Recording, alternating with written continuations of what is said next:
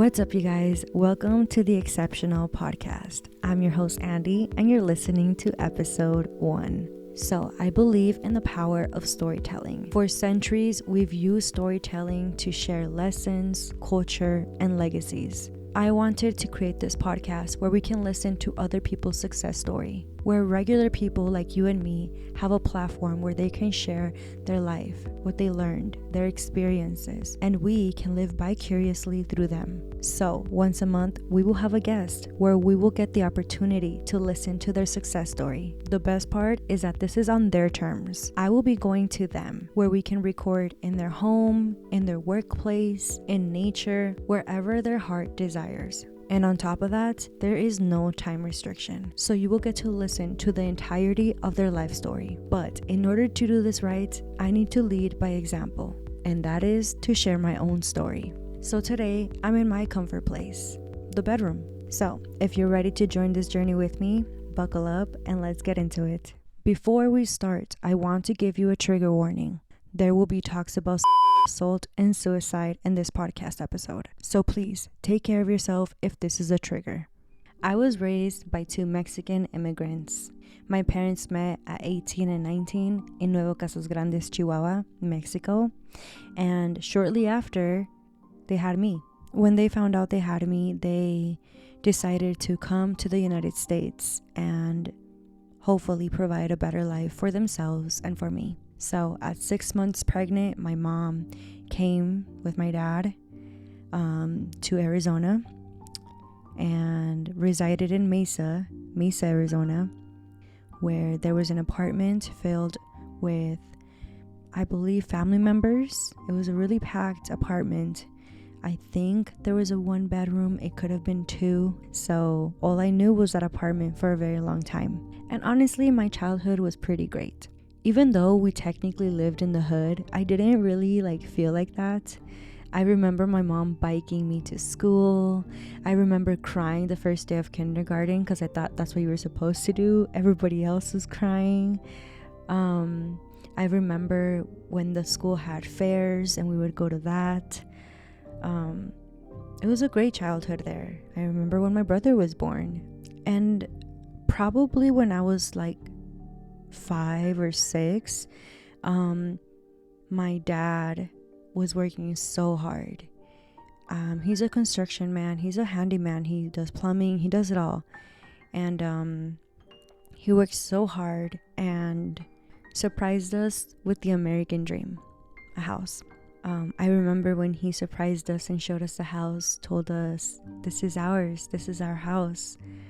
And all I thought about was, I'm finally gonna get a puppy. That's all I was excited for. Of course, I love the house. He showed me my room, my very own room. My brother had his own room. He let us paint the room whatever color we wanted. Of course, I chose fuchsia pink and he chose blue, something like that. I definitely regret the color that I chose. I just remember so many things. Like my mom had a garden in the front. She put all of these beautiful colors, different types of flowers, and I would help her. I remember playing with my dad on the weekends. He taught me how to rollerblade for the first time, and then shortly after he taught me how to bike. I remember that I like to play with everything, like cars and just sand and play tag and literally everything. But of course, I loved Bratz, and he bought me the full collection of Bratz, the dollhouse, the clothes, the entire collection of the Bratz. I was super excited for that. Nonetheless, I had a great childhood. Como dicen, todo era color de rosa, which means everything was perfect. That was until I was probably 9. I would go to these family members' house very often. And one time, one of my older relatives,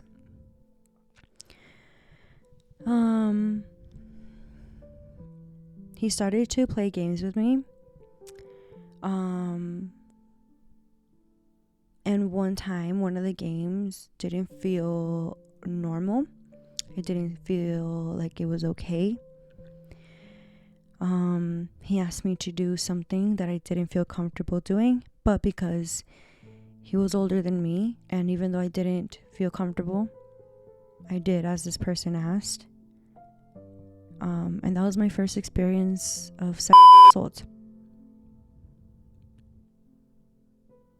I didn't tell anybody because I was a child and I thought I was going to get in trouble.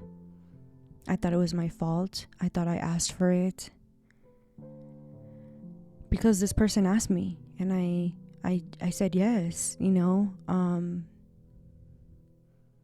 how was I going to tell this person no? I thought I was going to get in trouble, so I didn't say anything.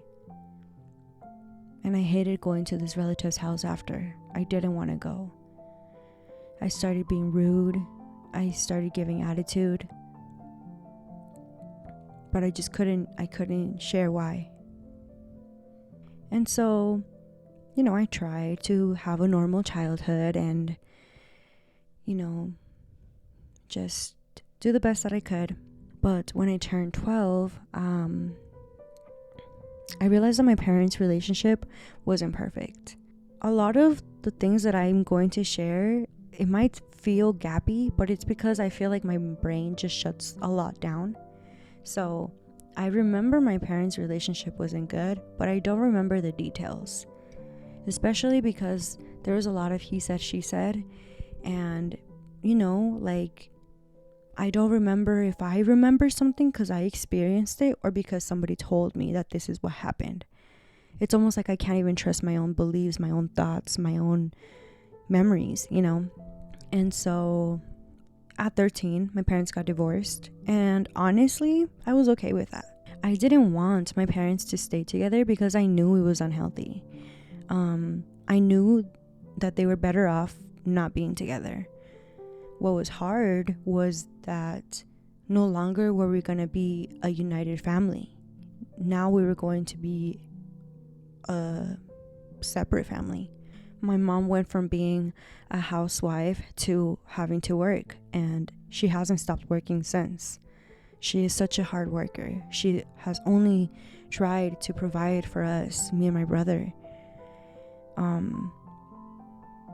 And my dad, he had it rough too. It was really hard seeing him on the weekends, especially that first year. It was very devastating. I saw it in my dad's eyes, like how he was suffering, how much he missed us, how much everything was going to change. And even though he didn't share it, he didn't tell me, it was just really hard to see. And then shortly after that, probably 13 and a half, 14,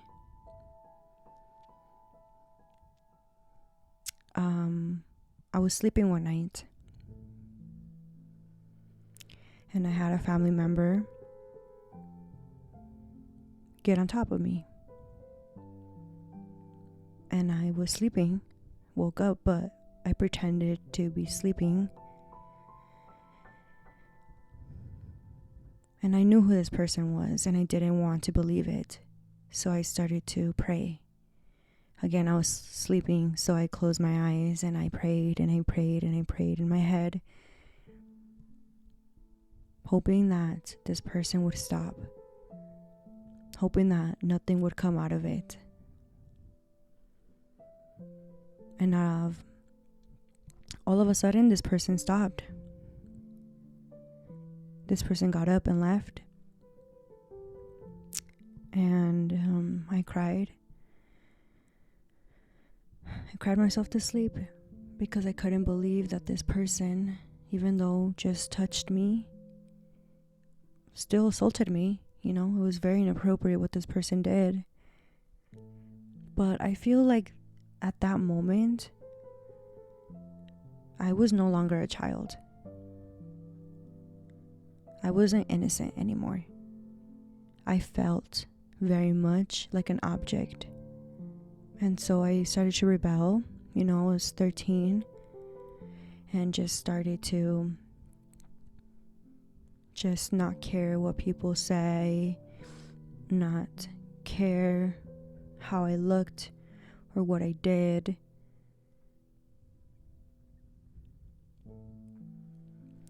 And, I think my parents just thought this was because of the divorce, which maybe had something to do with it, but it was more than that,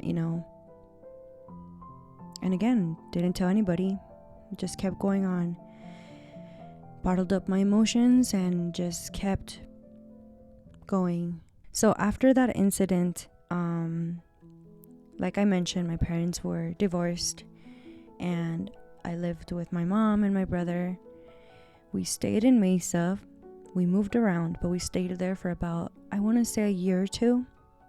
Now that I think about it, it was probably a year, because around 14, we moved to Phoenix. And that was a huge move for me, because when you're from the east side, like Mesa, Chandler, Gilbert, even Apache Junction, like that side of town, you just stay on the east side. Unless you have like friends, family, work in Phoenix, like you don't really go to Phoenix, And so I didn't have a reason to go to Phoenix, so it was a huge like move for me. I was leaving all my friends behind, all of my life behind. But after what had happened, I didn't fight it, honestly. I just felt like it was meant to be. And I just wanted a fresh start. So we moved. My mom moved in with a roommate. It was like an old friend that she had. So we stayed in her apartment for a while. In the summer, I think it was in the summer when we moved. So we didn't have school just yet. We were going to enroll to like a middle school.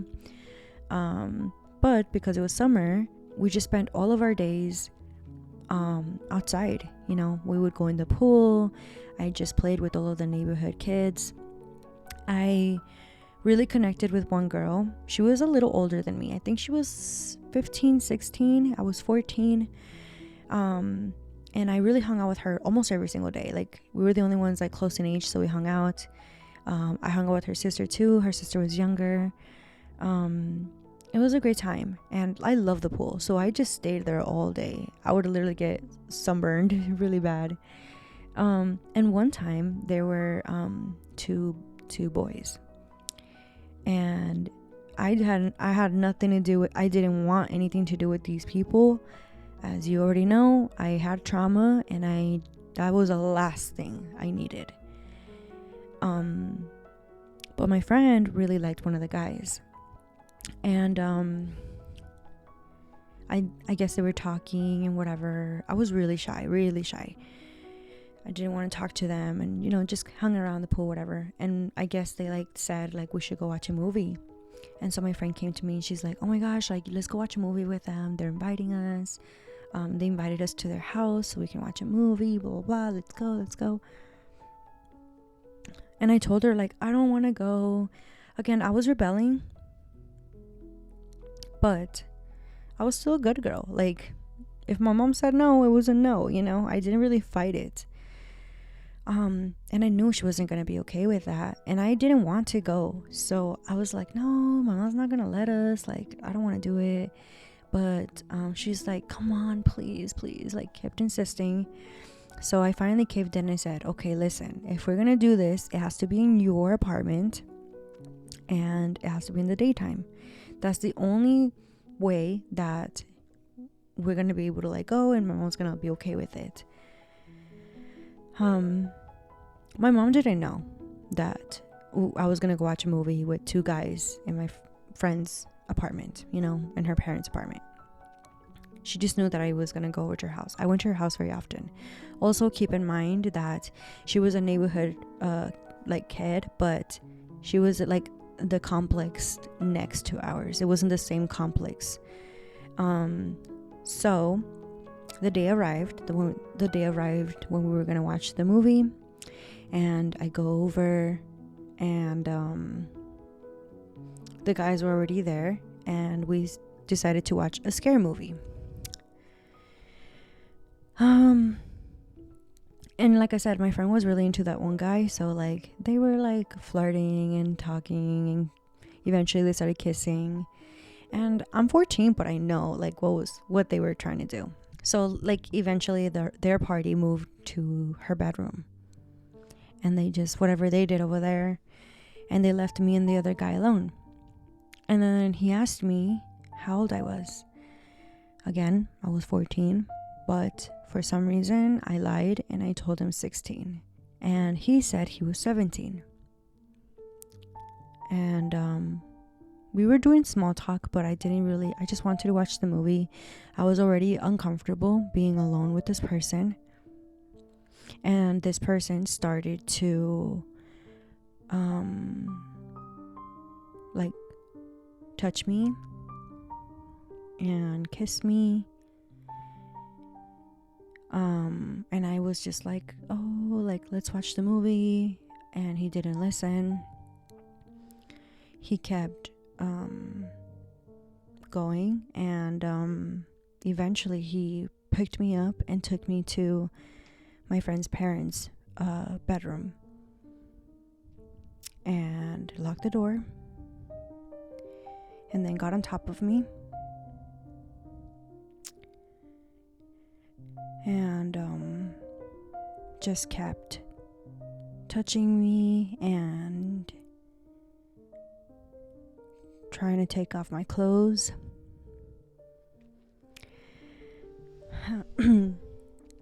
And it just kept intensifying. He got more like intense, and grabbed me very aggressively. And that's when I reacted and I said, no, let's go watch a movie. I don't want to do this. And he didn't listen. I remember he asked me like, what, are you like a virgin or something? Like he said it very much like demeaning, like didn't make me feel like that was okay. I didn't say anything, at least not, I don't remember saying anything. He just kept it going, and he got more aggressive. And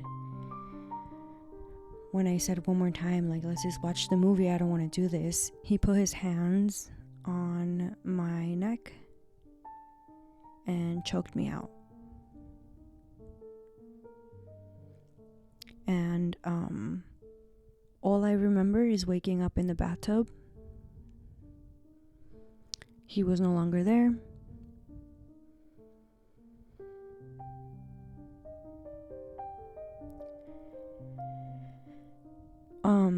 I don't remember what happened. I know what happened. It was in my body. I was hurting. I was bruised. And even for a very long time, I would have dreams or nightmares, whatever you want to call it, and I don't know if it was my head making things up, or it was my imagination, or it was memories, but I don't know what happened. Like in detail, I don't know. I don't know if my brain is just trying to shut it down or what, but that was a full assault that I experienced.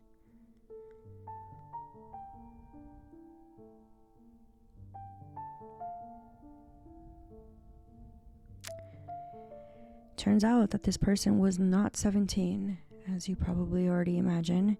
He was 21. And he did go to jail, but not for the reason that you think. He went for another reason. And ever since that occasion, I just shut down. I was a shell of a person. I hated men. Hated. I just wanted to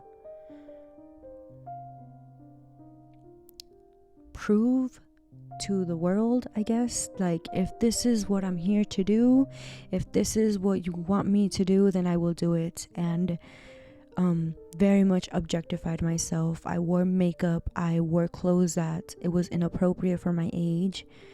Rebelled, talked back. I just said all these things, pretended to be these things. I didn't show my emotions. I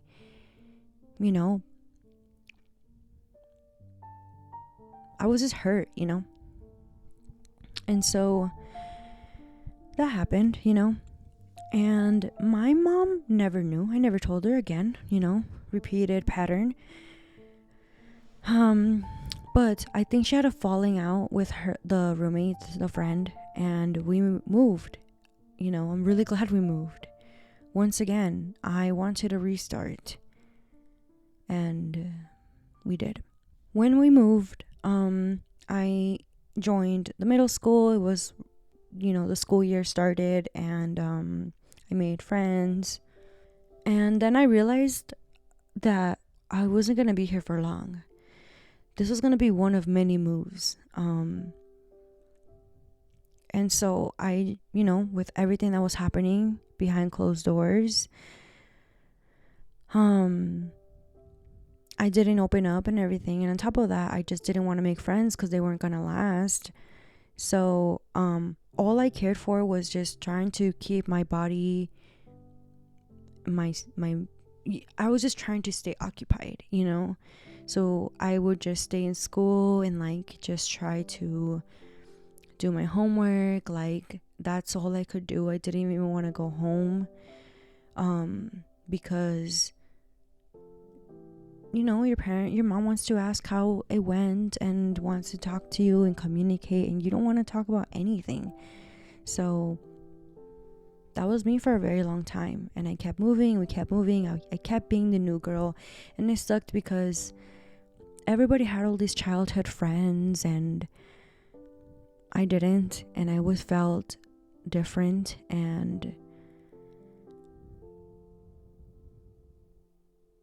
I didn't fit in, I think it got to the point where I went on to high school and I was just done. I was done moving because we were poor.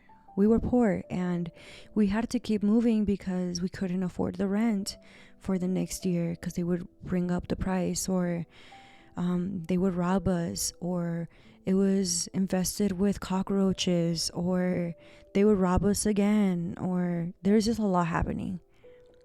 So I understand why we had to move, but I was just done going from school to school. I wanted stability. And so freshman year, first semester, I told my mom, I can't do this anymore. I can't. Can we just stay in the same district? I get it. I get that we have to keep moving, but please, let me just stay in the same district. I want to have a normal high school experience. And she said, okay. She heard me out, and she also made sacrifices to make that happen. And I moved one last time to Glendale High School, and I stayed there for 3.5 years. Freshman year, again, going into the second semester, I made friends. And one of my friends became my best friend. And we were very close. I told her everything, and she didn't judge me. She told me everything, and I didn't judge her. We grew. We shared our aspirations and our goals and what we want to do. We talked about boys. We talked about school drama. I felt normal. And shortly after that, I met her cousin, who ended up being my first love. This person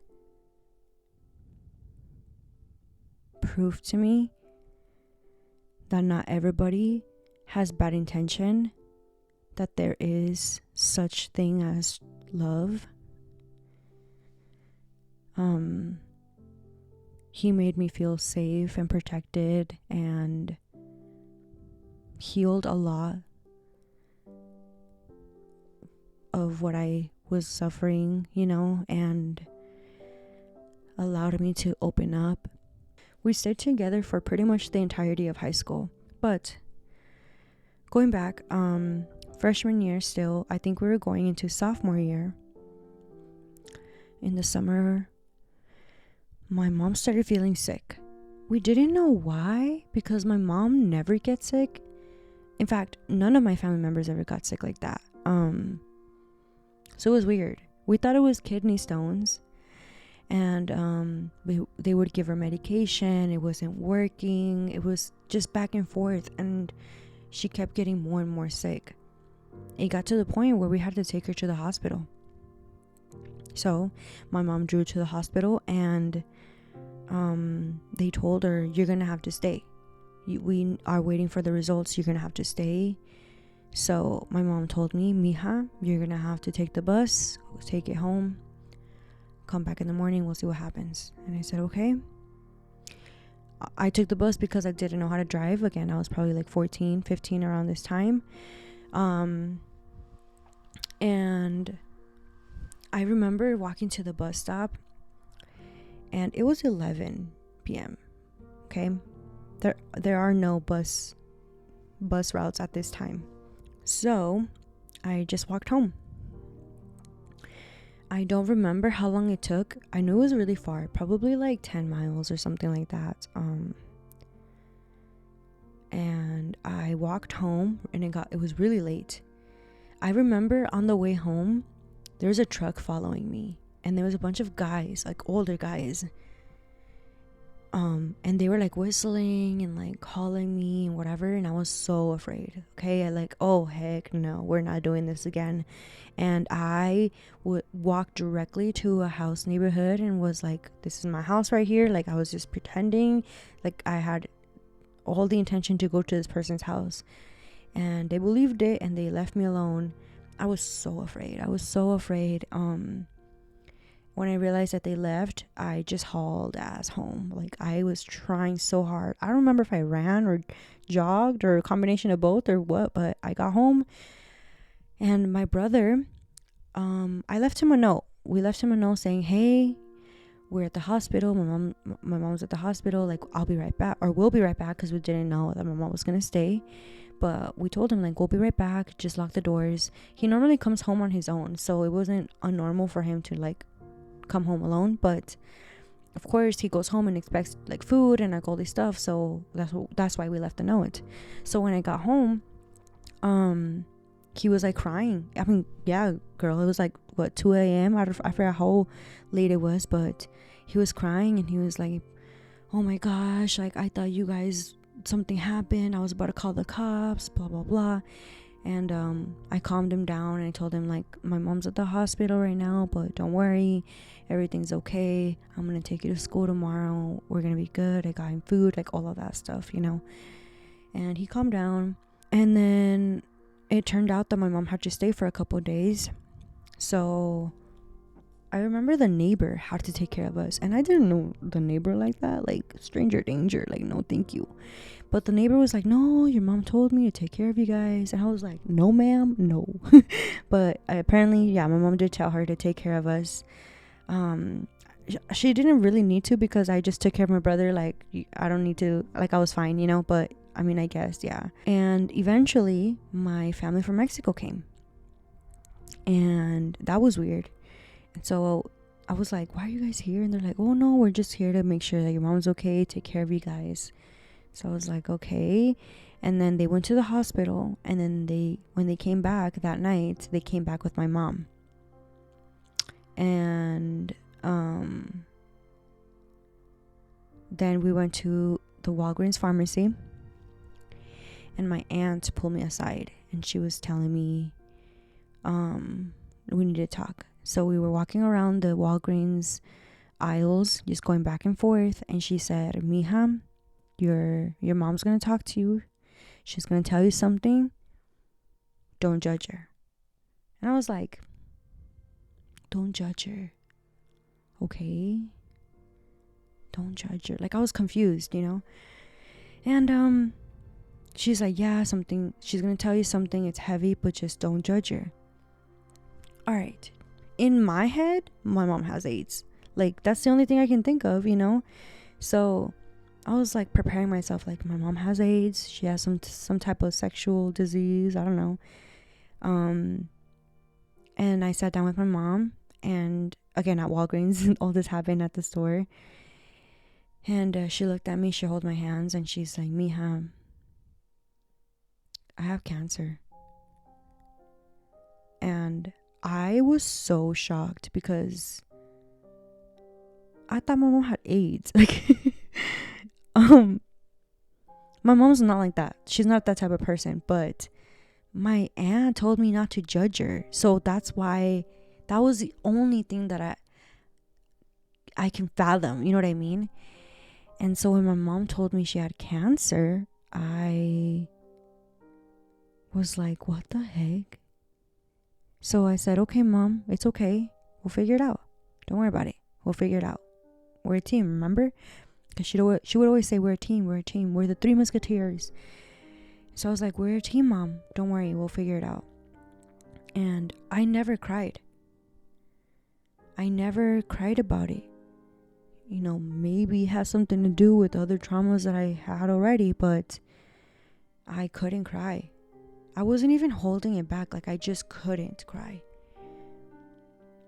And so I quickly grew up, you know, and had to pick up a job. So right after school, I started working and had to give up sports and clubs, just so that I can work, you know, and make money for the family. Because she still worked, but medical bills are expensive, you know. So, you know, I started working.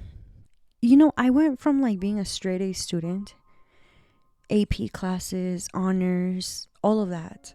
And I was still doing that throughout high school. Nobody knew. I never told anybody what was happening. I didn't want to tell anybody because I didn't want to be a pobrecita. I didn't want people to pity me. I didn't want people to see me any different. I just wanted to be normal. You know, I finally had that. I had a group of friends. I had my best friend, my boyfriend that knew. He was the only person that knew, like only them two and their family, you know. Nobody else knew. My entire high school experience, I told nobody. Until like senior year, my grades were slowly going down. So by senior year, I was barely passing with C's and D's. And that was out of the norm for me. But I couldn't study. You know, I couldn't do the homework. I was so busy working. And I barely passed my other classes. And I just had one more test. AP History. And this teacher was strict, you guys. He was so strict. And we had to take our final. We sat down and I looked at that sheet and was like, what the heck? There's no way. I didn't study, so I was like, I don't know. And I love history, you guys, but I was not in that mindset to learn. You know, I was just in survival mode, trying to help my mom, trying to make ends meet. And so I just stared at that sheet and I experienced my first panic attack, an anxiety attack, whatever you want to call it. But it was very much internal. I wasn't making a scene, you know. But the person next to me noticed that I wasn't being myself. Like, I was acting weird. Like, I don't know if I was shaking or what. I did feel dizzy. I felt out of body. Maybe I was shaking, but I wasn't like me. I don't think I was making noises. But she was right next to me, so she noticed and she was like, "Are you okay?" And I was like, "Yeah, I think I'm okay. I don't know." And I think maybe the teacher heard or something. I don't know. But when class was over and I didn't fill it in at all, I thought I was going to get in trouble because, again, he's super strict. So he was like, "Hey, we're going to need to talk after. Stay." And I was like, "Okay." And so I stayed. And he was like, "What's happening? What's going on?" And I was like, "I didn't study." And he said, "Why?" And I said, I just told him everything pretty much. I opened up and I told him, like, I have work. I don't do my homeworks. I don't have time to do like, because AP you do like a lot of homework and stuff like that. I didn't do any of it, I told him that my mom had cancer and that I had to help and like everything. I told him everything, and he just said okay. I did not. He probably was not expecting that, He said okay, don't worry about it, and he just let me go. And I did not worry about it. I was like, that's the last thing I had to. I mean, that was the last thing I had to worry in order for me to graduate. So yes, I should have worried, but in my head I was like, whatever. And he passed me. He curved my grade so much, and I thank him for it. Because if it wasn't for him, I wouldn't have graduated high school, My GPA was so bad. I don't even remember what it was, but it was bad, girly. Like, it was bad. I wasn't accepted to any university. Obviously didn't get any scholarships. So I decided to take a semester off because I couldn't afford college, And I took a semester off and decided to work full time. So I picked up 3 jobs. I worked at Marshall's warehouse. My eye is twitching. The friend who saw me experience my first panic/anxiety attack in high school, we became friends after high school. And we both worked at that Marshall's job for a while. I worked at Walmart as a cashier, and I worked at the mall, this one boutique called Icing. If you know, you know. And I hated that job. And that one was a part-time job. So I had 3 jobs. And don't think I just picked up 3 jobs because I wanted to. Like I had to. My mom couldn't work anymore. We were 4 years into her cancer journey. And I thought I was okay. I thought I was so young and I had so much energy and I could do it and I can provide, and I did for a while. But, I'm just human. So I started burning out. And around that time that I started burning out, my mom was in a way also burning out. The medication that they gave her for cancer was very strong. And you're not always mentally there. And so that started causing a lot of tension between the both of us. And on top of that, she was just making bad choices, I guess, but like not because she wanted to. It was just the medication. Like, she just wasn't thinking correctly. So like, for example, I was a cashier at Walmart working my shift. I had a long line, and I noticed that my mom was there. Keep in mind, my mom has cancer, so she was wearing a wig at this time. She had multiple wigs. And one of the rules is you can't have family or friends in your line. So I couldn't just stop the long line that I had just to tell her. Although now, knowing, I probably should have. But I just kept, doing my job. And then when it was her turn, she had 2 full carts of groceries. And I was like, how am I going to pay for this? I can't afford this. So I just whispered to my mom, like, hey, you're not supposed to be my line, Mom. And she was like, no, they won't know who I am. Like, blah, blah, blah. Just don't. So I was like, okay, like, whatever. And I was like, Mom, how am I going to pay for this? And she's like, no, like, so-and-so person gave me $100. Like, we need food. We have no food at the house. 2 full grocery carts isn't going to cover it with $100. So I made the decision to just scan everything and void majority of it on the receipt. So the receipt still showed up long, but I was voiding everything. So I only charged her like 20%. And I let her go. She went home, and then when I got home, she was like, Mija, I think you made a mistake. Like, you charge me less, like what's happening?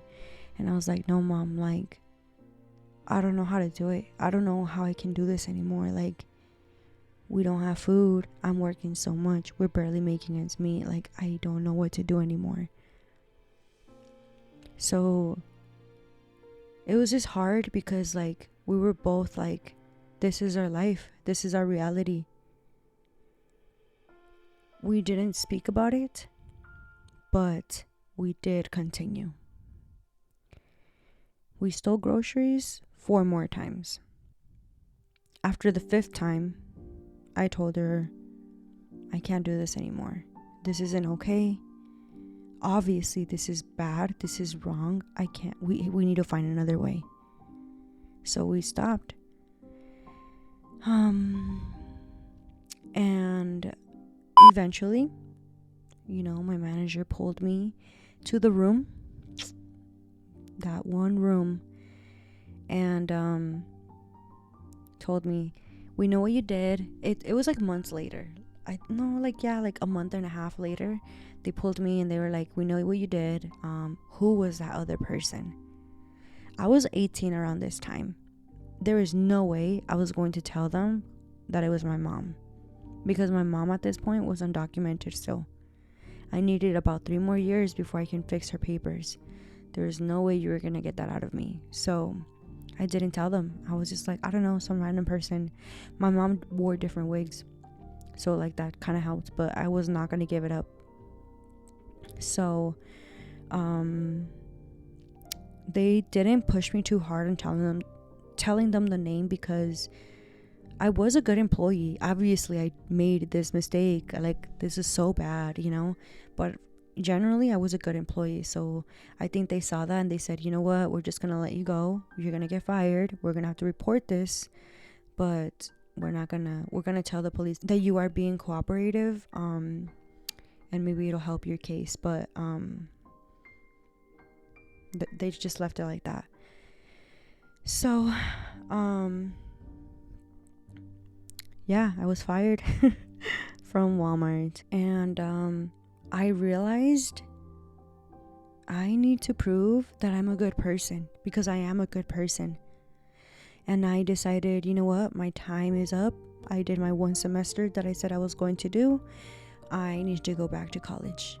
I need to go and enroll, and just, not saying that you going to college makes you a good person, but I just needed to prove that, like, I just didn't do this because I wanted to do this. I stole groceries for my family,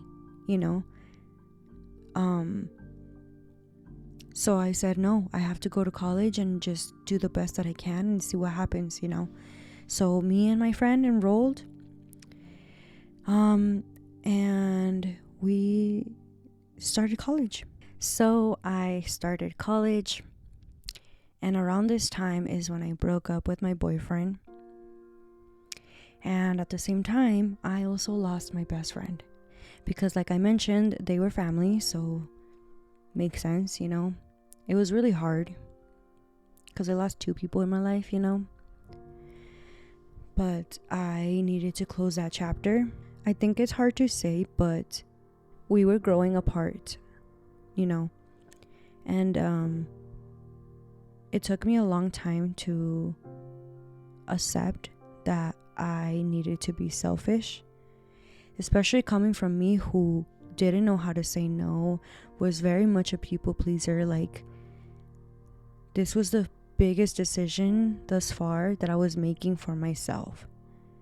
And so I did.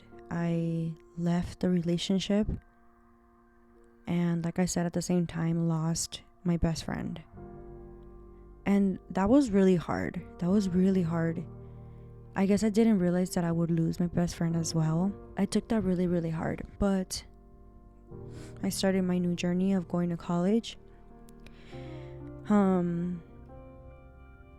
went in for many reasons. I wanted to do psychology.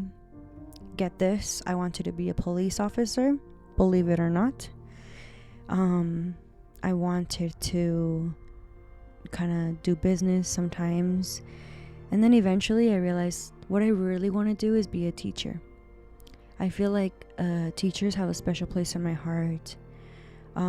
Every monumental life experience that I had, there was always a teacher that was kind of helping me. Even if they didn't know what was happening, there was always a teacher there, like, who believed in me, who, I've said this before, made me feel like the exception, but not always in a good way.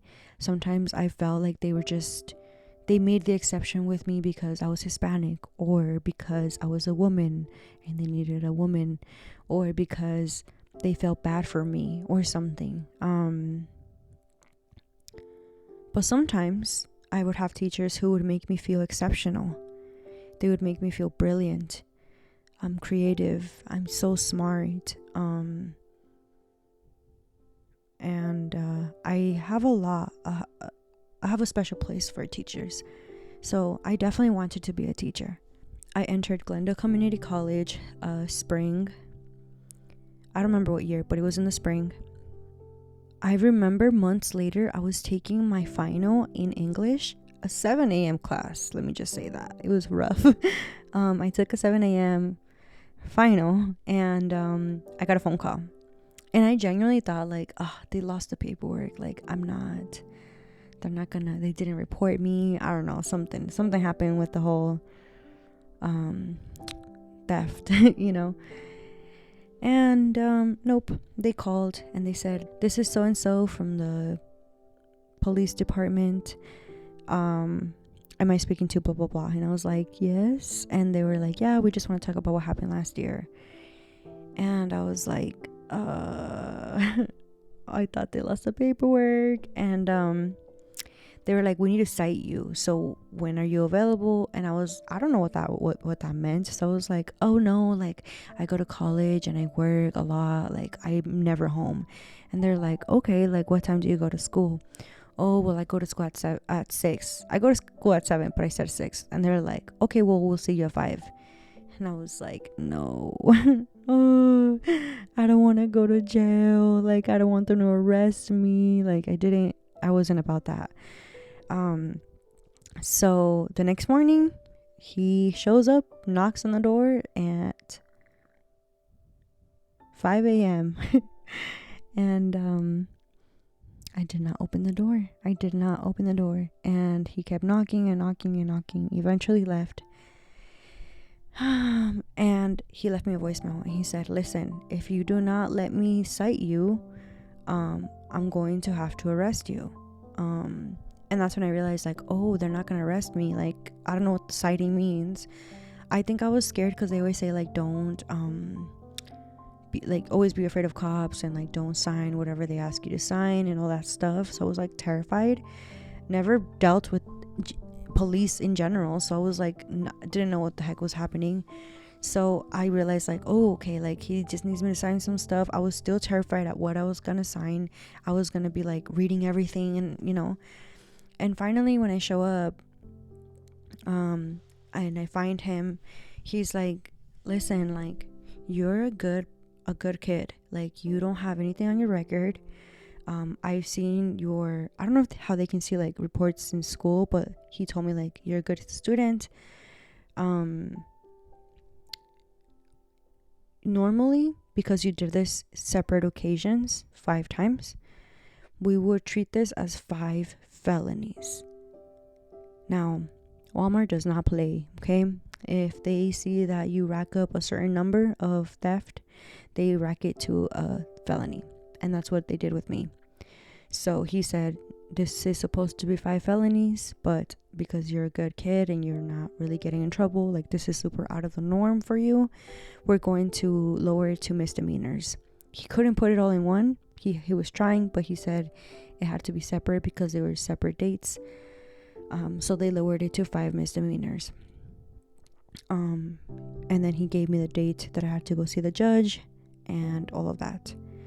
I ended up finding a lawyer who really felt for my situation, and I think he said he had a mom who also had cancer, so he really, like, related with me, and he helped me pro bono. So he did not charge me for his service.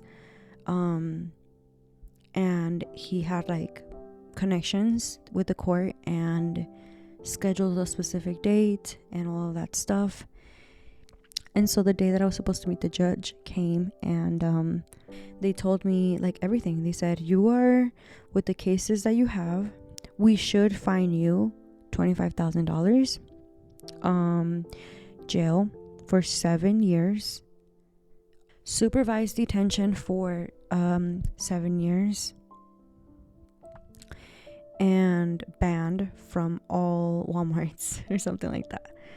And they said instead, because again, you have a clean record, like this is out of your norm, we are going to not fine you, so no fine, 1 year banned from Walmarts in my city. And I was like, I don't want to go there anyway. And 7 days in jail and 23 days home detention. So, and on top of that, they said you don't have to serve the 7 days back to back. It can be on 3 separate weekends. So 2 days, 2 days, and 3 days, or the other way around. However I chose, they let me choose the weekends, because I was in college and because I had work. So they let me, they gave me a lot of flexibility. On top of that, the home detention, in case you don't know, is the ankle bracelet. Yeah, girly, I had the ankle bracelet. And I had to be at home, but because again I went to college and work, they let me do that. They let me go to home, they let me go to college and to work and then go back home, which honestly didn't change my life. Like that's what I was doing already. Like I didn't go out with friends or to clubs or anything like that. I literally just went to school, work, and home. So for me, it didn't really feel like a difference. Besides, I had to get home at a specific time to go blow on the machine that they give you. That's another thing. You can't drink alcohol, which again, I didn't do anyway. But did you know that toothpaste has a little bit of alcohol? So be careful with that. But yes, I did have to serve 7 days in jail. Girl, that was the worst. That was the worst. They gave you like a sheet that you have to like bring with you, because you have to turn yourself in. And so in that sheet, it tells you like that you can bring things. And it said you have to bring like your ID and like all these stuff, right? And then it also said you can take toiletries and books. And girly, I took both. Okay, I was like, I'm gonna be bored up in here, like might as well make the best out of it. Around this time is when I started talking to a boy. Let me just say, biggest red flag. Like, I'm walking into jail when I'm talking to this guy. Like, come on. I wouldn't date myself, okay? We weren't dating, but like we were talking, we were friends. And we went to a library, I remember. And I checked out as many books as I could, the biggest ones too. And first weekend I go in, and I was so scared. Like, I don't know, I've never been to jail, like what the heck. I go, and the cops looked at me like, what is all this? And I was like, well, in this paper it says like, you know, like you can bring toiletries and books. And they kind of like looked at each other, and I think they went to go talk to their like supervisor or something, and they were like, nope, yeah, it says right here like you can bring it, so that's okay. And I think maybe like they felt for me because I had all the books, like I seemed like a good person, or I don't know, like I genuinely don't know what was going through their brain. But they hooked it up very low key though. Like, for example, they had me in a, what is it called, a cell. They put me in a cell, but alone. Okay, I had no one. Like, they had bunk beds like in the movies, like, you know, Orange is the New Black, like that, for real, okay? But I didn't have a roommate. I was there alone, and then on top of that, they give you a blanket, a really, really crappy blanket, let me just say that, but it's so thin, in fact, that they actually gave me 2 blankets, but I didn't even realize it because That's how thin they were, okay? They hooked it up. However, they don't give you pillows. Did you know that? You don't get pillows in jail. I mean, at least jail. I think prison, it might be different, but I didn't get pillows. So those books came in handy. Just saying. I did read them, of course, but they really served as a good pillow too. Obviously the beds are just metal too. Like, it was just really uncomfortable. Like, of course, what else do you expect? Like, they're not gonna treat you like royalty up in there. The walls were all graffitied. For breakfast they gave you frozen burritos, and you know who likes frozen burritos? My boyfriend. I can't deal with them. I would not eat them. I would have to, but then eventually I'm like, please don't, and I would just ask them not to give them to me. And I wouldn't eat for it was 2 days, and then 3 days. So like, if I didn't eat for 3 days, it wasn't the end of the world, but I did eat like very little here and there. So I remember that I served my first weekend, and then when I was done, I had my friends pick me up, and that one particular boy was there, and they took me to Denny's, and I was so happy because I was so hungry, and it was the best thing ever. I don't even remember what I ate. I'm pretty sure I ate the whole menu, but I was starving. It was like at 7 a.m. too, because I had to turn myself in at 7 a.m. and then come out at 7 a.m. and they were ready for me, and I love them for that. And I did that again for 2 other weekends, and eventually I served my time, and then it was ready to do the ankle bracelet, and I did that. Fun fact, I had an ankle bracelet when I applied to student government in college. I did my whole speech with an ankle bracelet. I wore maxi dresses and maxi skirts and anything that would cover my ankles, because I was not about to tell someone, because I just didn't want people to judge me. I didn't want people to be like, what did you do? Like, why are you in college? But I did that for 23 days. Like I said, nothing really changed because I didn't really go out anyway. And then eventually I was done. All I had to complete was my 1 year unsupervised detention, which just pretty much means like I can't leave the state or the country. One of those two, I can't remember. For a year. Supervised detention just means like you have a cop visit you every so often, but I think that's like if you are an alcoholic or do drugs or something like that. I don't remember, but they didn't have to do that with me, so I didn't have anybody check up on me. And then banned from Walmart for a year, and I was good to go. Of course, it is still my record. It's been over 7 years. I don't remember how long it's been, but in the state of Arizona, you cannot get it expunged. I've already tried, so it's going to stay on my record, which has affected me. It has affected my credit score. It has affected me getting, a place to rent. Like, there's a lot of things that I can't do, or at least it's gonna cost me so much more to be able to do, but that's another story. So I completed everything that I needed to complete for my misdemeanors, and I continued on with college. Now you may think like, okay, that's like the worst. That could, like, I've already gone through so much. Like, yeah, no más, no more, right? No. As I mentioned, my mom and our relationship wasn't as good. A lot of it had to do with the medication that she was taking. A lot of it was just life, and it became so bad that I started to have suicidal thoughts. And I remember I told that to my mom, and it broke her heart.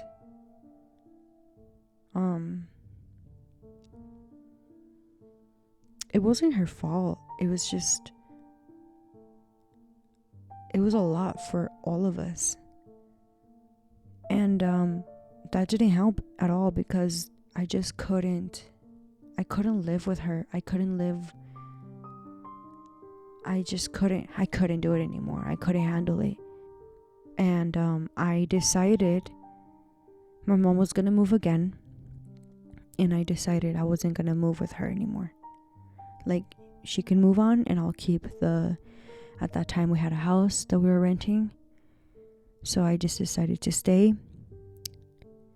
I was supposed to have a roommate and she ended up flaking. So I had to figure out how to pay for the rent. And I paid for a month, I believe, but I couldn't pay for another. So my mom moved on, she had an apartment with my brother. And we just stopped talking because like I said, I couldn't. It was just yelling all the time. There was a lot of toxicity on the both of us. I it's not just one side, And I had to give up the house. I asked her, like, give me a couple more, like, give me 2 weeks or something, and she wouldn't give it to me, the landlord. So I just put everything in storage. I didn't have much. Of course, my mom took everything. It's hers, duh. But the little that I did have, like my bedroom and stuff, we put it in storage, and I became homeless.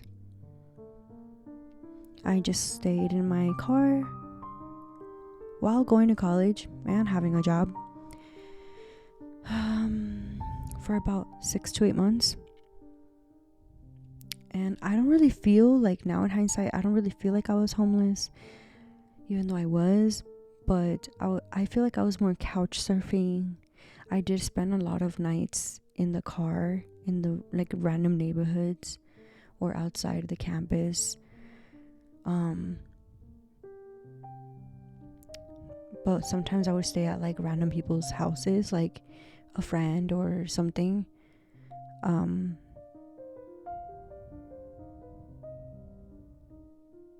It was a really bad time.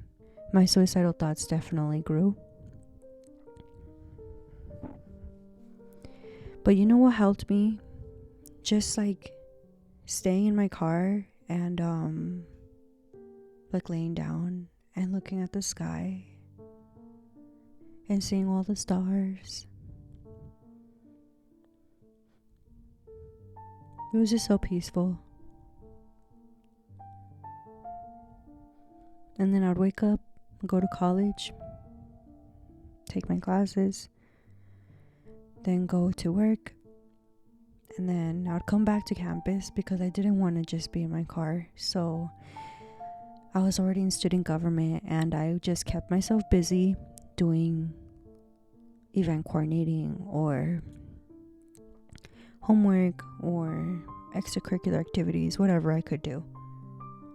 I would stay there until like 10 or 11 p.m., like as late as they would let me. Sometimes the janitors would go into the student government room and like clean up, and I would still be there because I just did not want to leave.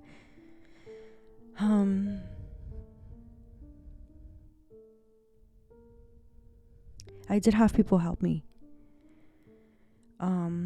The boy that I was talking to, his family helped me. They definitely helped me. They even offered, for me to stay, but I didn't want that commitment. Nonetheless, I didn't want to accept help, I think around the end of my college experience is when one of the advisors in student government, I think, realized what was happening. I don't remember if I told her or she just found out, because I would literally take showers at the gym on campus. I would eat from the food pantry. We would have like pizza parties, like rarely, but like I would be grubbing on those pizzas, girl, because like I had no food, I had no money. I mean, I was working, but one, it would pay for part of college, and two, I was saving up for a studio. I was looking for a place. I wasn't just like in the situation just to be in the situation. Like, I was trying to be as proactive as possible, but didn't have as many resources,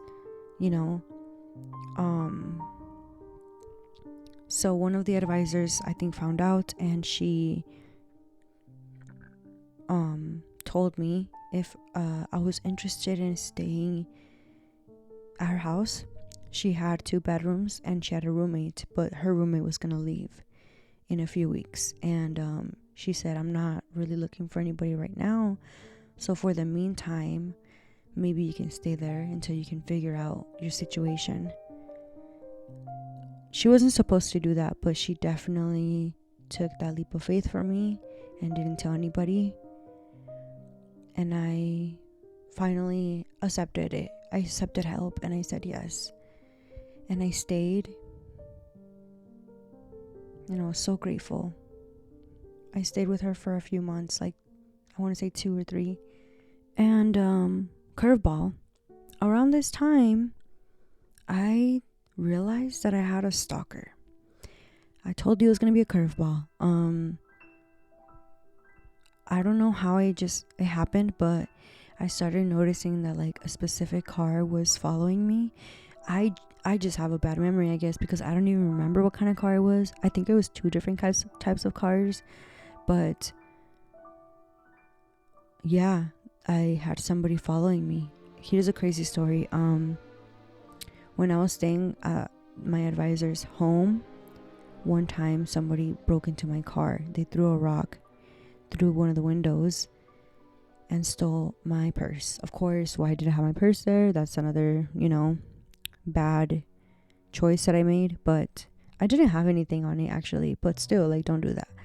I had an old ID and I think I had like $40 or $50, something like that, in cash. Tell me why, not the entire purse, but my wallet was found at my mom's complex. She lived like 40 minutes away from my advisor's home. We didn't talk. My mom and I didn't talk at this time at all. How did she find my wallet? She said that it was like in her complex, like somebody called her, I think it was the front office, and they told her like, we found this, it had the same last name, so they assumed it was her. And she realized, she was like, that's my daughter. Like, it was so, like, there's no way this could have been connected. Not the address, like nothing, just the last name. And like, it just doesn't make sense, you know what I mean? So that was the one time that we did talk around those times. And I was like, what? Like, the money was still there. Like, girl, I think I had like my social or something. Like, I don't remember. Like, nothing was taken. It was just, everything was there. It was so creepy. And that's when I noticed, like, I already felt like there was these cars following me, but when that happened, my senses heightened, and it was really bad. I completely forgot that happened. It was happening for like 2-3 years, and then it kind of just stopped. But yeah, that happened. So then I started dating my now boyfriend. As I was finishing up college, I became president of the student government, and one of the responsibilities that we have is putting up like flyers and bulletin boards around campus. And every board had like a category, like sports or clubs or food or classes, like stuff like that. And there is one board called miscellaneous, and in that board you can put up like looking for a roommate or looking for a job or summer job or like stuff like that, just miscellaneous things. So I remember I was gonna put up a couple flyers, and I saw one. I was literally about to put it up on the board, and it said, looking for a renter, condo, 2 bedrooms, across campus, like literally across, like you just walk across the street and you're there. And at this time I was looking for a studio. Like I said, I was already working and just saving up so I can have like X amount of months already like backed up, ready to go. But the studios that I was looking at were like super affordable, so they were bad neighborhoods. I didn't want anything fancy, but I needed something at least like gated or safe, and I couldn't find anything in my price point. Either that, or two, there just wasn't anything in my price point, you know what I mean? And so when I saw that flyer, I told the advisor that I was staying with, like, hey, like, don't let me put this up, like, please just give me some time, let me call them, like, I think I can take this. And she was like, you gotta put it up, like, this is your job. And I was like, please, like, just give me a day. And she said, okay, I'm gonna give you a day and put it up tomorrow. And I was like, okay. So I called right away, and the lady didn't answer. Turns out she was biking from campus home, because like I said, it's crossing the street. This lady is about 80 years old, and she's in the best shape of her life. She's in better shape than most of us, and kudos to her, because I could never. She was biking, and that's why she didn't answer. It's a home phone, okay? And I called, didn't answer. So then eventually she called me back, I think like 20 minutes later, and she's like, hi, I missed a call. And I was like, hi, yes, I'm very interested in the condo. Can I talk to you? Can I come see you? And she was like, yes, come today. I think she said that day. So I showed up knowing that what was going to show up on my record, and so I just told myself, if I'm going to do this, I'm going to be open and vulnerable and transparent, and just hope that the universe is on my side and I get this opportunity. So I told her everything. I told her that I was homeless, that I did have something on my record, that I was in jail for stealing groceries, that I had a job and I was responsible and I'm in college. Like, I told her everything, and she really felt for me. And she cried, and she told me, listen, I messed up on the rent number. Get this. The card, the flyer, when I read it, said $670. That's unheard of. $670 a month. She said she meant to put $760. And she's like, you know what? Don't even worry about it. I'm just going to leave it at $670. You don't even have to give me a deposit. The lady that is living there right now is going to be leaving in a month. So it'll be yours in a month. I couldn't even see the place. I didn't know if I was going to get scammed, if it was going to be crappy, if it was going to be infested. I'm used to it anyway, but I wanted like a little bit, like some type of level up, I trusted her just like she was trusting me. So I said, okay, yes, of course. And a month came, and in September, I think it was literally like September 11 or something like that, she gave me the keys. I, put the AC under my name so I can have AC when I moved in. I opened the door, and it was the most beautiful apartment, condo, whatever you want to call it, that I've ever lived in. I literally was amazed. Like, wood floors. It was 2 stories. The garage is downstairs, but there's 2 separate entrances, so you don't even see the garage. It takes you upstairs, and it's like a beautiful living room, huge, spacious, a kitchen, the master bedroom, another bedroom, the bathroom. Like, it was perfect, literally perfect. And I turned on the AC. I showed up to the master bedroom with no furniture, laid down, and cried. I cried myself to sleep. And later, that ended up becoming my last room. Crazy, huh? Shortly after getting that condo, I graduated from college. As the president of student government, you get the opportunity to speak in your graduation. So I did. I spoke, and that's actually the clip that you saw in the intro for this podcast. So if you haven't seen that video, check that out. That was me graduating college.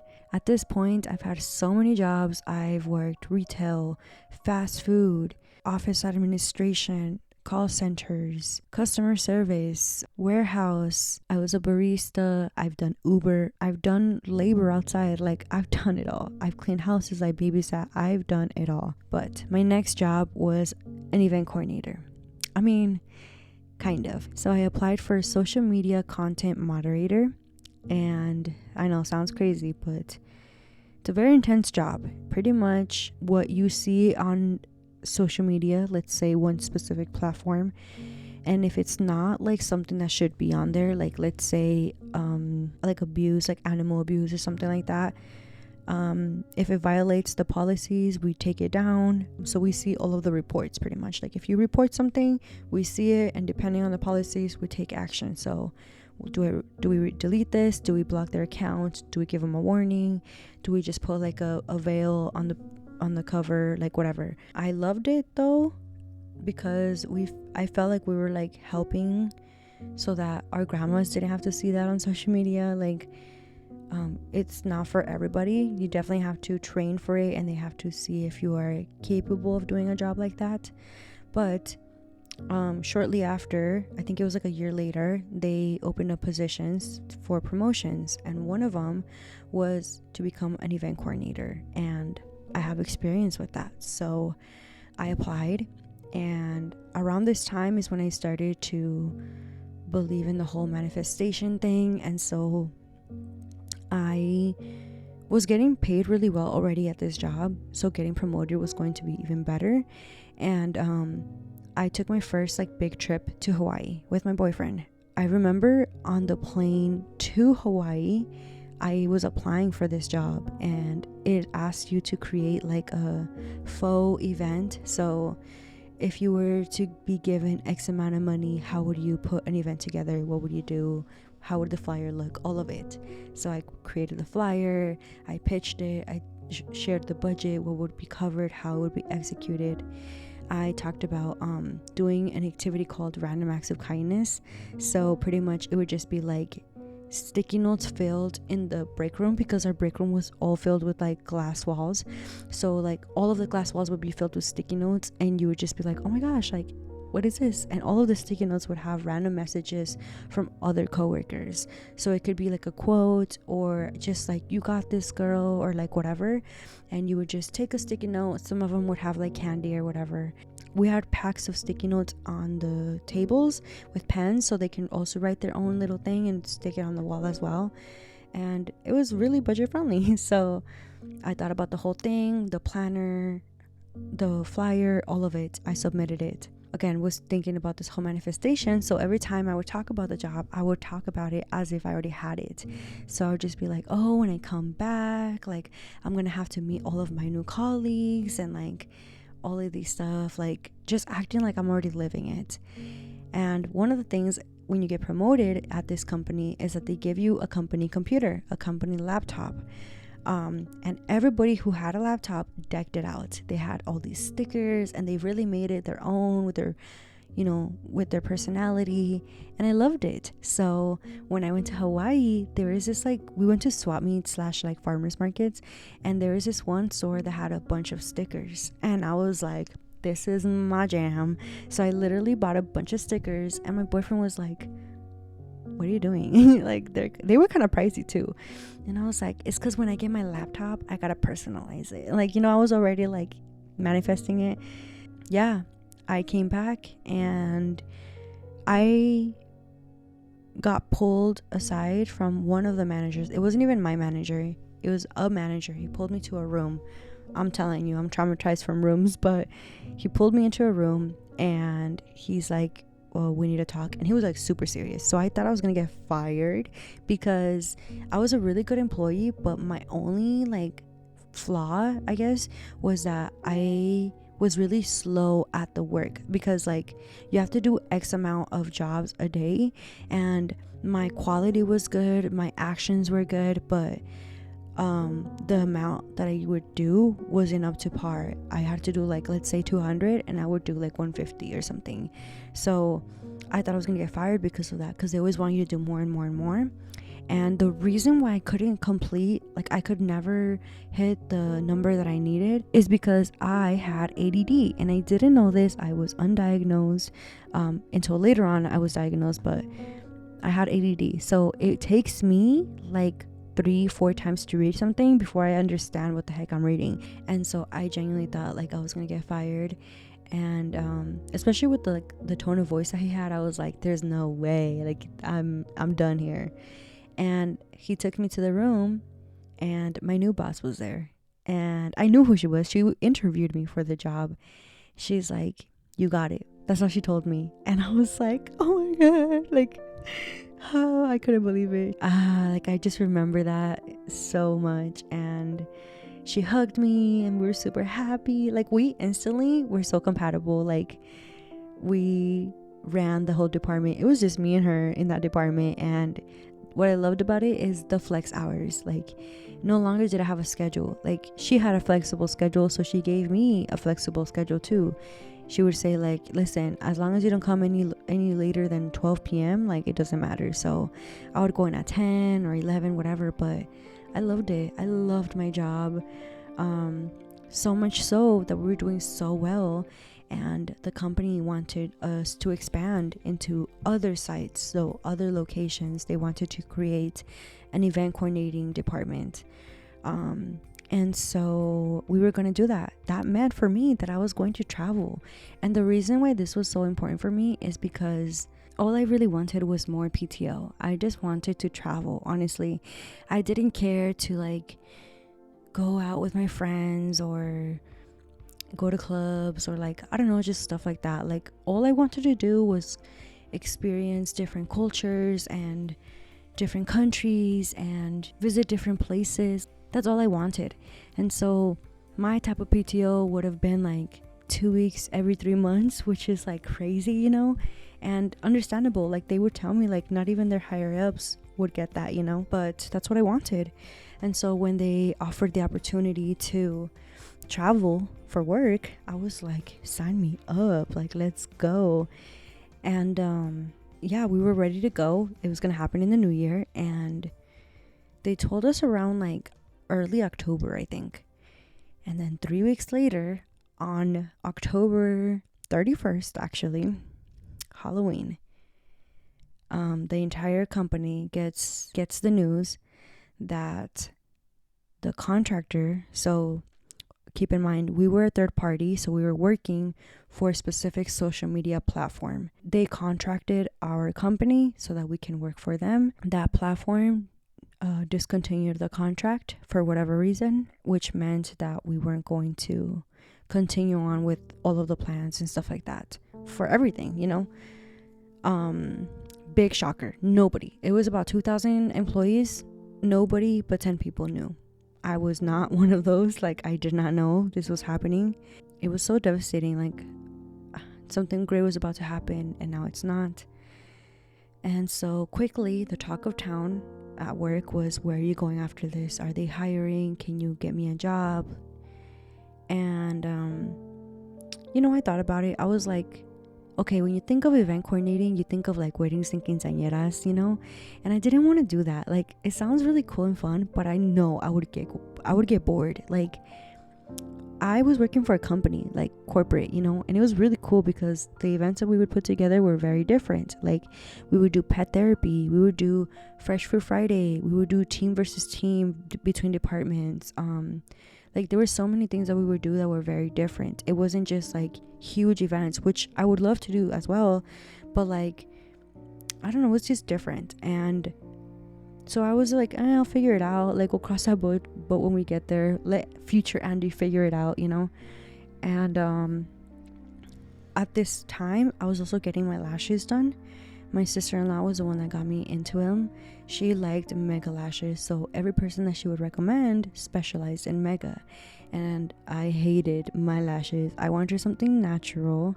And every time I would ask the lash artist for natural, because I didn't know what I was asking for, I didn't know what the terminology was, they would just give me like a wispy mega, which is not what I wanted. I wanted like a classic, but again, didn't know how to say that or anything like that. So I would get my lashes done here and there. And I remember I went to this one girl's house. Her house was so nice. I always say this story, but her house was so nice. And me being all chismosa, wanting to know the tea, I was like, oh my gosh, what does your man do? What do you do? And she was like, nope, lashes is all I do. This could be you too. I remember she said that. And she didn't offer like trainings or anything. I just remember that she just said that. And I was like, okay, just put that in the back of my head. Didn't think much of it. Also didn't like my lashes, but that was, whatever. I just kept trying to figure out what the heck we were gonna do. And I think 4 months before I was gonna lose the job, I think the reason why I was like not freaking out is because they told us that they were gonna give us a severance package, and on top of that, a bonus package, because when you get this job, you have to sign an NDA because of how intense the job is, and it's for protection of yourself. Because if you tell people like you do this job and you're deleting stuff from their account, you don't know who's gonna be pissed and do something crazy, you know what I mean? So it's to protect yourself, but also to protect the company. So they said if you continue to like honor the NDA until like you're no longer an employee, we'll give you more money, kind of thing. So I think that's why I wasn't worried, but regardless, I still needed a job. So I was looking here and there, but nothing was as great as what I had. So eventually I started thinking more in depth, like maybe I can do this lash thing. I don't know. It really didn't grab my attention right away, but eventually I would find myself watching YouTube videos of just people lashing. Like they weren't even explaining what they were doing. They were just like lashing, I would watch like clean with me. So like it would be like super, super dirty lashes, and they would just like deep clean their lashes and they would look brand new, and I would love that stuff. Or just like lash with me, but like again, they wouldn't explain what they were doing. They were just like lashing. Like I would love it. And so I was like, I kind of like this. Like, why am I watching this on my own time? Like I was watching it at work sometimes. Like I don't know why. So I know this girl, I was in an emotional intelligence program, and I knew this mutual friend, and I knew she did lashes on the side, like literally as a hobby, not even a part-time. And I asked her, I was like, hey, like, do you do lashes, right? She's like, yeah, I do lashes. And I was like, do you train? And she's like, yeah, I could train you. So I was like, how much, and I think she told me like 800 or something like that, $800. And that was a lot of money for me. But I was like, well, it is a training. This will help me, like, start my own business. Like, I think I want to do it. So I told her, I'm like, okay, listen, I don't have the money right now, but give me like a month or two, I think I told her. I'll pay you, and then we'll take the training. And she's like, all right, sounds good. So yeah, I paid her in total. And then when everything was all paid for, I told her like, okay, like, let's get our schedule together. We were both just as busy people, so we were trying to find what would work. We decided on a 3-day weekend, so it was time for the training. I show up on a Friday, day one, all excited. We're not like besties like that. We would go to the gym together, but like I never like been to her house or anything like that. So she said she had just moved to the new apartment, and so I showed up and I was like, hey, I'm here. I don't even know what apartment number it is, where to park, anything. I just showed up, and she didn't respond. So I was like, okay. And then about 30 minutes would pass, 40 minutes would pass, nothing. I think it was almost an hour. And she texted me back and she's like, hey, I'm so sorry, I'm stuck at work and I'm not gonna get out anytime soon. And I was like, and honestly, I was kind of okay with it because she was a manager at Ulta, I believe, or something like that. And when you're a manager, you have more responsibilities. So I was like, I get it, like you can't just like leave. So I was like, it's fine, can we start tomorrow? And she's like, yeah, I got you tomorrow, don't worry.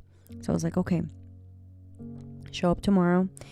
Same thing. I show up, I arrive at the same place, same parking, texted her, nothing. 20 minutes, 30 minutes, 40 minutes would pass by, and I was like, dude, not again, like, come on. And she texts me, I'm on my way. And I was like, oh, she's on her way. Okay, cool. I was getting excited, like, okay, first day for real now. Then she calls me and she's like, hey, you're gonna kill me. And I was like, oh my gosh. And she's like, I told my best friend I would take her to the mall. And I told her like a while ago, like, I already said yes, like, do you mind just coming? And I was like, I mean, how is the training gonna work? And she was like, no, don't worry about it. Like, the first day of training is just like theory.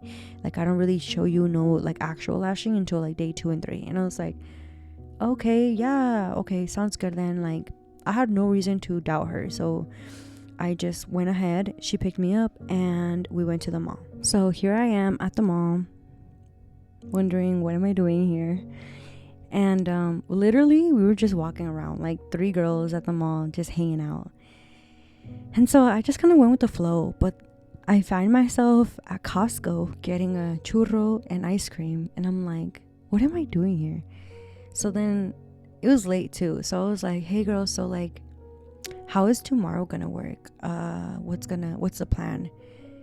And she was like, okay, so you're gonna be taking a test and I'll send you like the documents so you can study it, but if you don't pass, we can't proceed. Like, you have to pass in order for you to learn day 2 and day 3 of lashing. And I was like, okay, sounds good. She didn't tell me anything. I think the only thing she told me was like, yeah, lashes have a cycle, like a growing cycle, and they shed. But that's pretty much all she told me. Didn't go into detail or anything like that.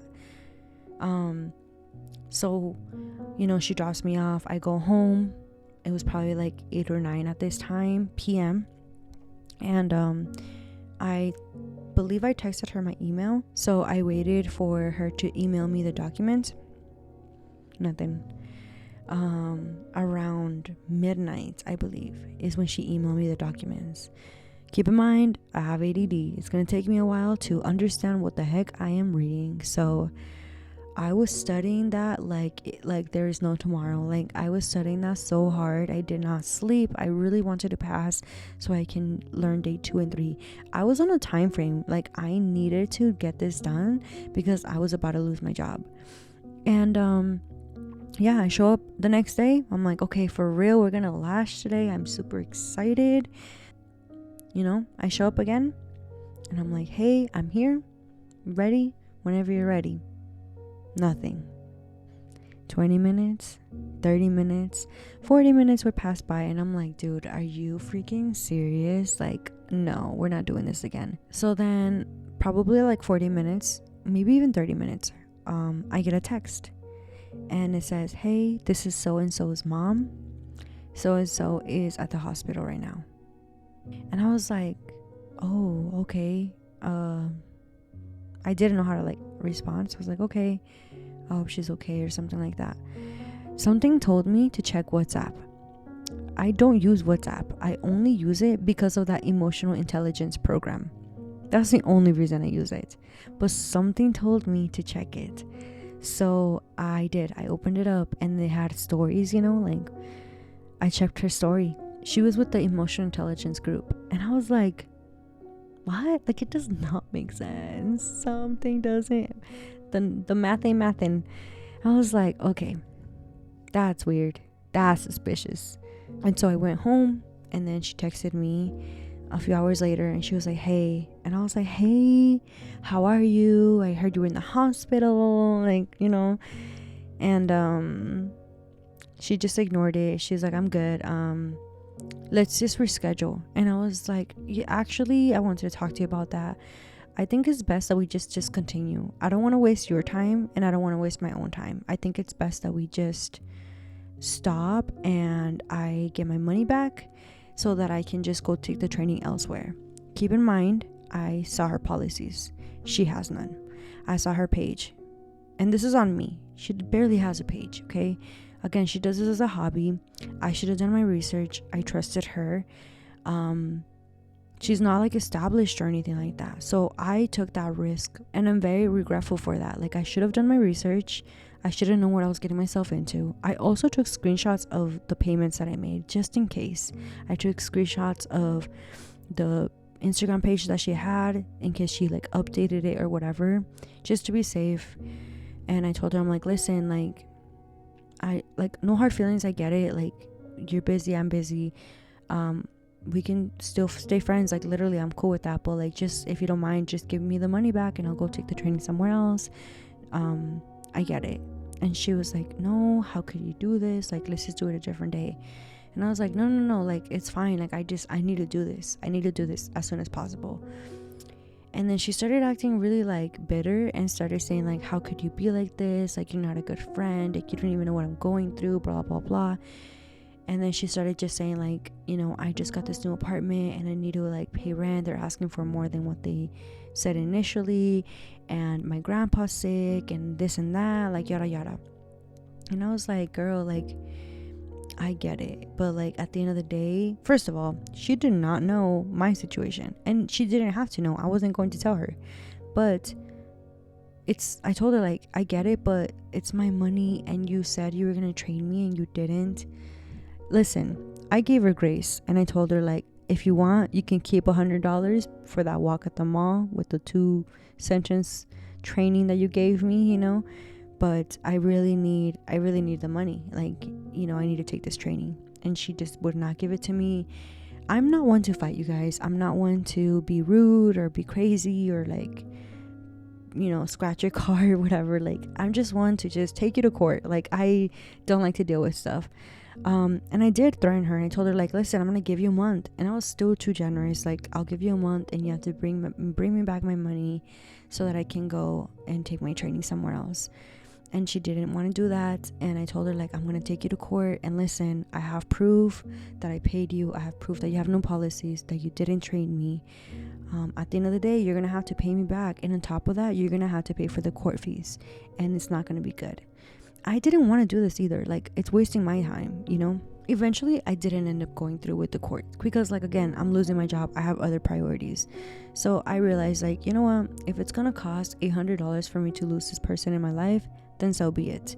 Now, that $800 hurt. It sucked to lose it. It pissed me off.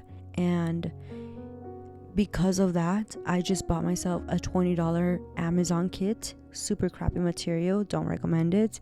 And I just trained myself. I taught myself. I would watch the YouTube videos that I was already watching, and I was just trying to figure out what they were doing. And I cried and I threw tantrums, and I would throw the tweezers, and the glue was everywhere, and the lashes were more on the floor than they were on the sponges. It was a mess. But I loved it, and I felt like I needed to prove, not even her, but like to myself, that I can do it. And eventually, while I was doing that, I racked up money and I took a proper training.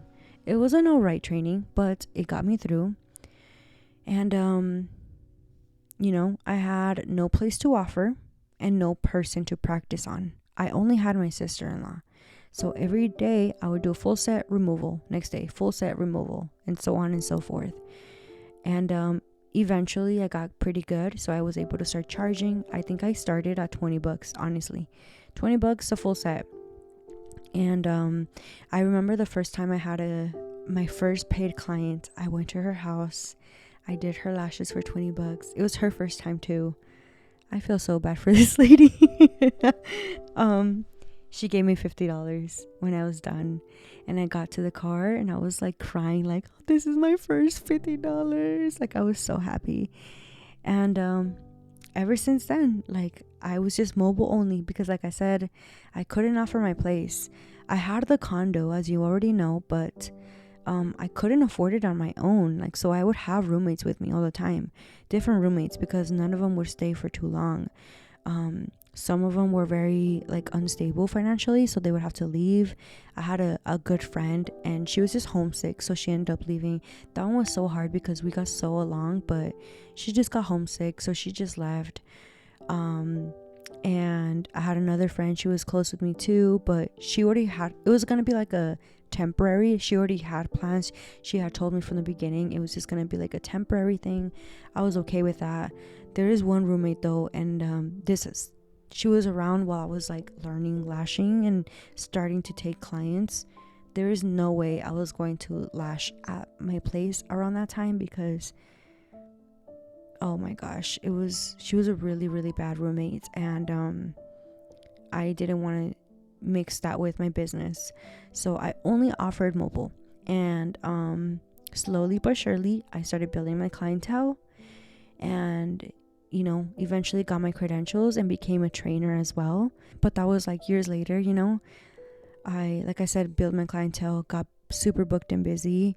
Eventually I was able to afford my condo on my own, and that's when I started having people come to me, and I still did mobile here and there. But like I said, I became a trainer as well. I started offering trainings, and in a way that's me teaching. So for me, I was happy. I was okay with it. Like, I loved it. I love training. I'm actually training right now this week, so I'm super excited. And yeah, it was a great thing that happened out of anger, I guess. Like, I had so much anger and I had something to prove, and it slowly came together. So eventually they laid us off at the job, and they gave us our severance package and our bonus, and I did the numbers, and I figured, if I don't spend anything and I only use it for rent and bills, how much will it cover? And I did the numbers, and it was going to be about 6 months, something like that. So I said, okay, I have 6 months to prove that I can make this work. If in 6 months I don't make the same amount that I make at my last job, I have to pick up a job. I have to find a real job. But if in 6 months I make the same amount or more, I'm in business, baby. So 3 months later, I made the same amount that I made at my old job. And 6 months later, I made more money than I've ever made in my entire working career, honestly. So yeah, I became a full-time lash artist, and the journey has been wild. Like I said, all odds were against me. I was scammed from the get-go. I had no proper training. I barely had money to make it work. I was losing my job. I had no one to train, and I had no place to offer. Everything was against me, but yet I was stubborn and I wanted to do this really bad. And it was hard. Like I said, there were days where I just wanted to quit, but even if there were sponges all over the house, like, I would lash everything. Like, literally anything I would see, I would lash. I just fell in love with it, and so I just persisted and I kept going, and like I said, it got me to where I am now. I think for the first 4 years of my career, I was working full time, like literally overtime, 15-hour days, 7 days a week. That was my schedule for about 4 years. It didn't start off right away, it took me the first year took me a couple months, but for the most part, that's how it was. Didn't have a day off. I surprisingly didn't get that sick either. I got to the point where I got burnt out. There was an occasion where I had a new client. It was a mobile appointment, and I went to her house. She was my last client of the day, and I was just starting to lash her like normal. But this time I started getting dizzy, and I started getting like anxious, and I was losing my eyesight, and I was shaking a lot. I couldn't lash her. Like, it was an hour in, and I only had like 10 lashes, and I was like, girl, at this rate we're gonna be here all night. And so I texted my boyfriend, and I'm like, hey dude, like what the heck is happening? Like, and I showed him a picture. I told him I should be done on the first eye. Like, I don't know what's happening. And he's like, dude, that's not okay, like, just stop, So I told my client, I was like, hey, listen, I'm so sorry. Again, new client, okay? I was like, I am so sorry, but I don't know what's happening with me. I am shaking. I can't see. My vision is blurry. I only have like 10 lashes on you, and at this rate, like, it's gonna take all night. I'm gonna have to take them off and just reschedule, like, do your lashes a different day. I'm so sorry. I value your time, but I'd rather stop now than have you be here all night, And she said, it's okay, don't worry about it. I took them off within 2 minutes. Like, it wasn't even that much work. I took them off, cleaned up, packed, and then I was about to leave, and she's like, let me walk you to your car. She walked me and she gave me a hug, and then she left. And when I got in the car, girl, I'll be crying for everything. I was crying, and I was like, oh my gosh, like, what's happening? And I realized, like, what do you mean what's happening? Like, your body needs a break. But because I loved what I did, I didn't pick up on all of the signs that my body was giving me, you know? So I realized, like, yeah, I need a break. So I canceled everyone that week. It was a hard thing to do. I had to, like, find spots for them in different days, but I took a whole week off, and I gave myself a well-deserved just nothing, like, do nothing for that week. And it felt great, but it made me realize, like, I need a schedule. Like, I should probably have days off, and I should probably have a break, like, for lunch. And, you know, I didn't realize that was important, you know, until then. The other bad thing that was happening was that I worked so much. I don't like breakfast, so I would skip breakfast, and my first meal of the day would be at 10 p.m. and I would eat the heaviest meal you can think of and then go to sleep right after. You know how bad that is? And if this is you right now, you need to stop that, because I gained so much weight. I was eating so little, but I gained so much weight because of it. And it's not even about the weight gain, but, like, it's just so bad for you, like, super, super bad. So please don't do that. But I definitely learned, and I realized, like, I need to take care of myself. I need a schedule. I need to prioritize myself. And I did. On year 5 of my career, I started taking care of myself. I had a schedule. I was very strict on my policies. I still had a lot of clients, and they were all super kind. Even when I took my week off, like, everybody was super, super sweet. But I definitely realized, like, I need to prioritize myself. And I did. It wasn't until October of last year when my anxiety started kicking in again. And it was super random, because ever since I started lashing, I didn't really have an anxiety. Like, it, if anything, it went away. And I think it was because I was actually enjoying what I did, and I loved what I did, and I was my own boss, and I made my own schedule.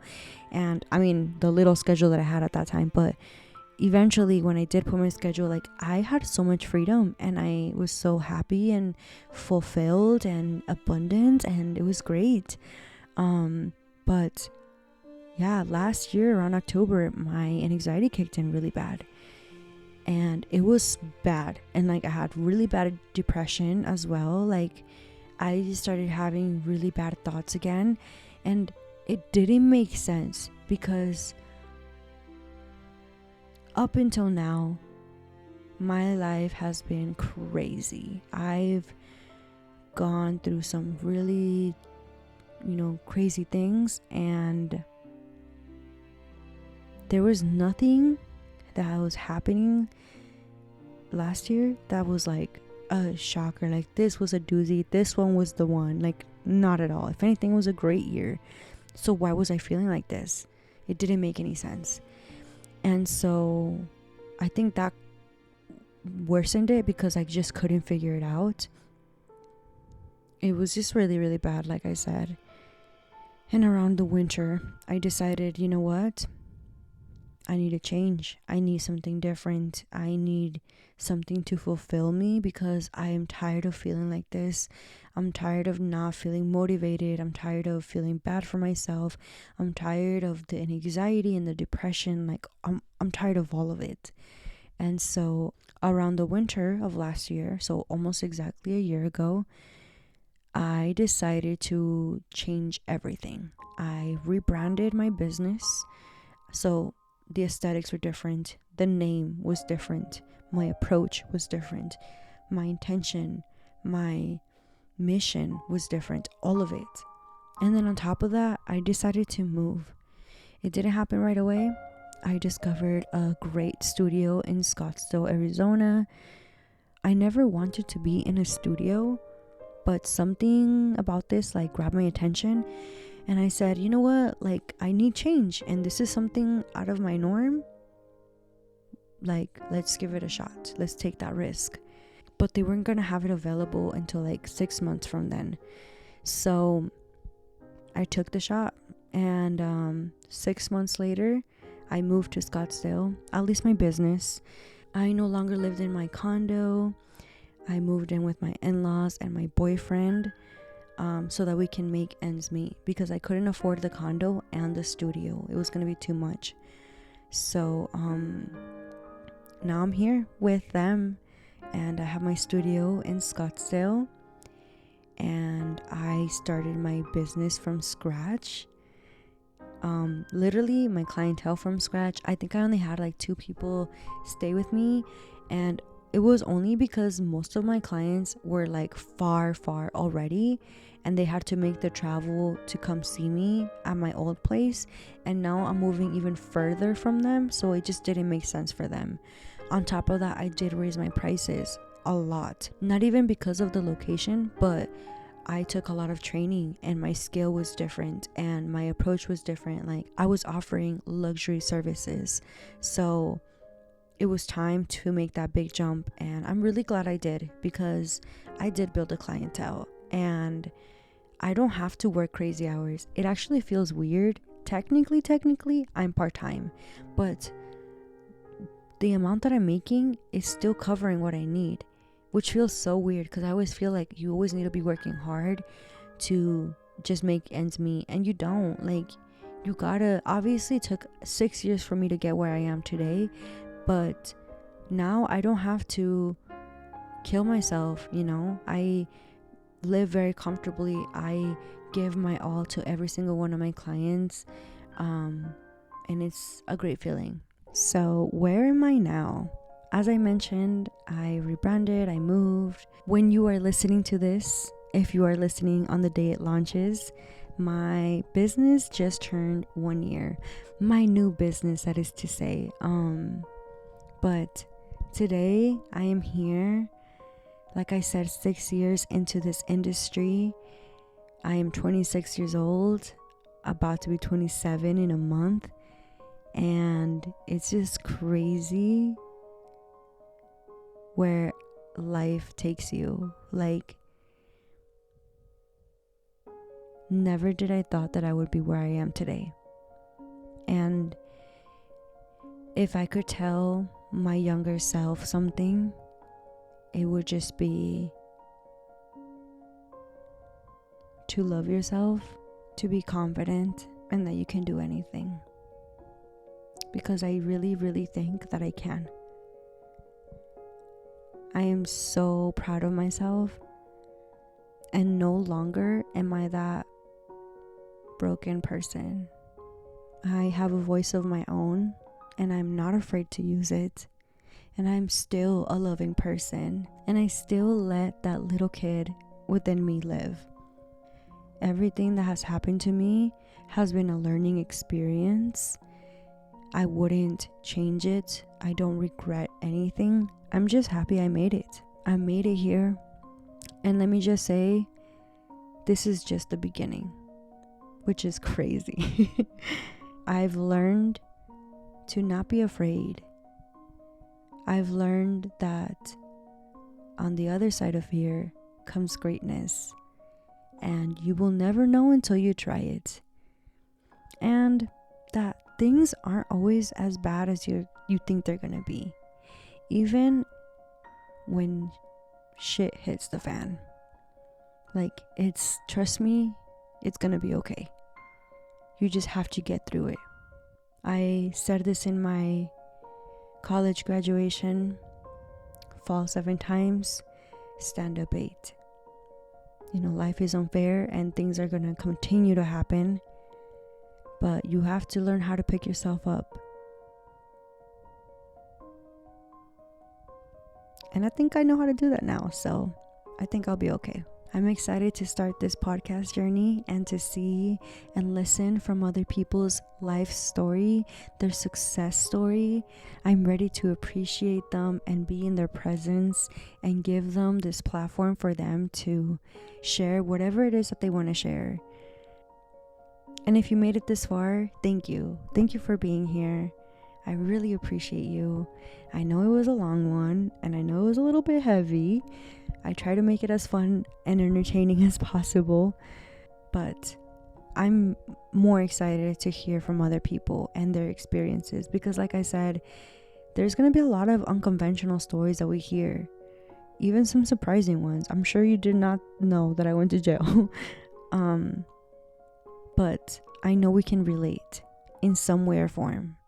I know we can empathize, and we're not going to judge them. We're going to just see it for what it is and learn and live as one, you know?